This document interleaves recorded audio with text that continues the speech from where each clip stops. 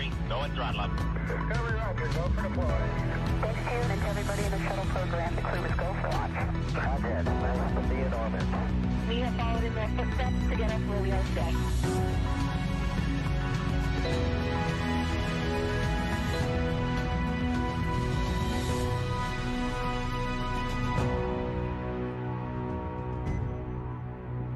Good evening and welcome to NASA's Johnson Space Center for our CREW-9 post-splashdown news conference.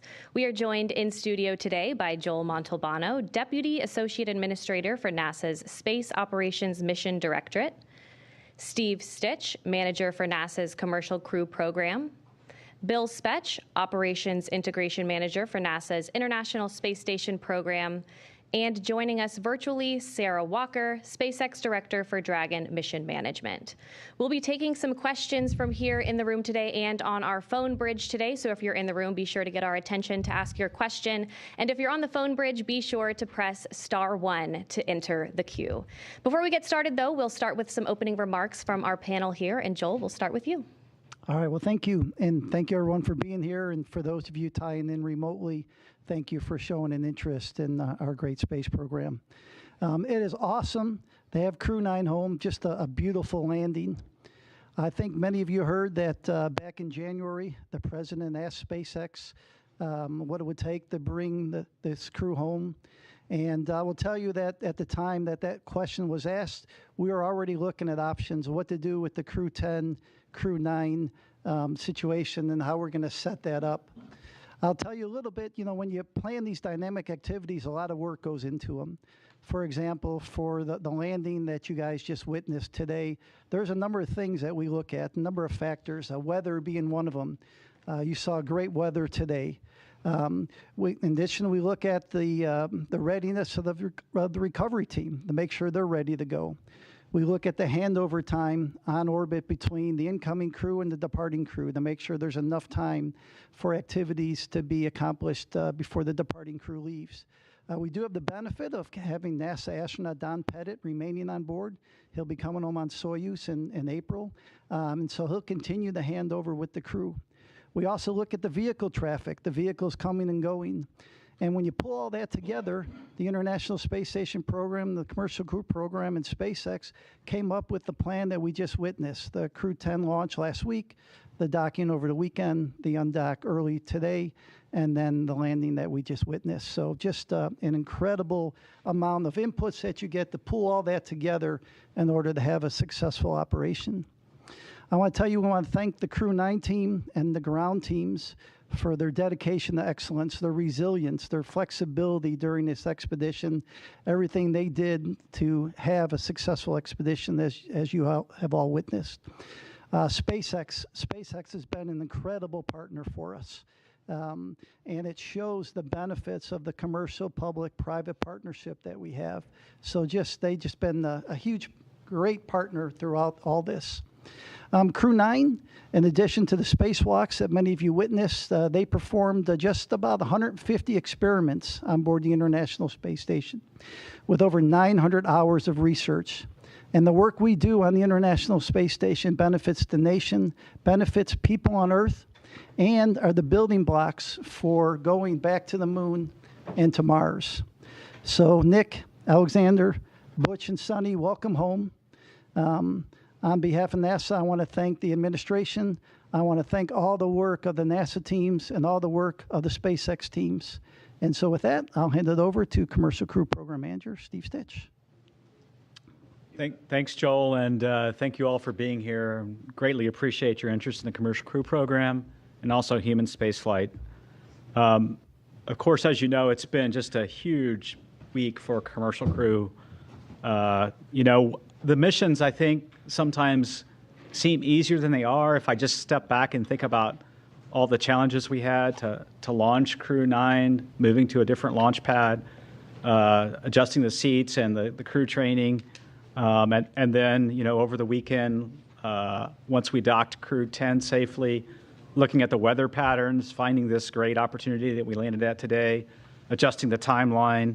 It's never easy. Spaceflight's always dynamic. Sometimes it seems like things move from step to step to step, but there's usually different paths along the way. So The weekend was culminated today with the landing of CREW-9. We Dragon splashed down at about 5:57 p.m. off the coast of Tallahassee. That's our first commercial crew program landing at Tallahassee. We've had a couple cargo flights land there. And now it's great to have CREW-9 and the Freedom capsule back home, and its fourth flight is now in the history books. Of course, we're overjoyed. I watched every crew member come out of the vehicle today. Post-landing, it was great to watch Nick, Sonny, Butch, and Alexander come out of Dragon and smile and wave as they came out of the vehicle. We'll get them, they're on the ship now, we'll get them back to meet the NASA aircraft and then back to meet with their families. If you watched the weather today, it was incredible. Clear skies, real low winds, maybe 3 or 4 knots of wind, and really calm seas. You could see the dolphins swimming around the capsule, which was kind of incredible. SpaceX had a nice drone aircraft flying around and taking footage, and that was just incredible. As I said, the ops team just did a phenomenal job over the weekend pulling in the landing to get the crew home sooner and take advantage of this great weather opportunity.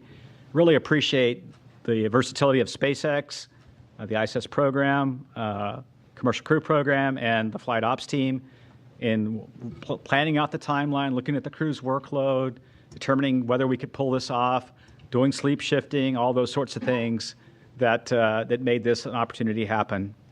I also want to thank our partners at the U.S. Coast Guard. They were there on scene, protecting the scene and making sure that it was safe for mariners in the area. The FAA, the Department of Defense, continuing to support us. It's great to see the teams really in action. Overall, I would say it was a really clean undocking, reentry, and landing. The Dragon vehicle performed extremely well, didn't really have any issues to work.